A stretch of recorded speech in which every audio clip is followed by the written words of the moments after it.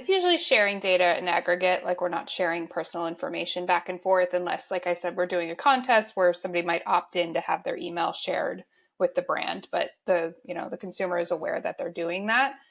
But just looking at like overall clicks and seeing like what items are driving the most traffic back to their site, for example, or what items were used most in game. Sending aggregate data like that can be really helpful to the brands, especially with like supply chain challenges and things like that, so they can actually plan around like which SKUs they maybe want to put into production and or order more of or that type of thing. You bring up an interesting point about like the supply chain and the SKUs because when I was working on some other mobile games and we work with different big brands, you'd realize, oh, actually, they don't have an idea of like who their most popular like characters are or items and stuff like that. It almost makes me think you guys were kind of like a consumer research distribution channel to kind of get some sense of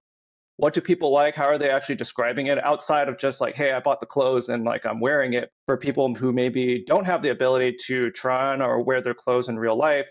this is kind of like a pseudo consumer research experience exercise in some sense. Absolutely. And that's a huge challenge a lot of brands are facing is just trying to figure out like how do we know how much we need to make and like how do we know how consumers are going to respond to certain items. So I think this could give them a lot of insight.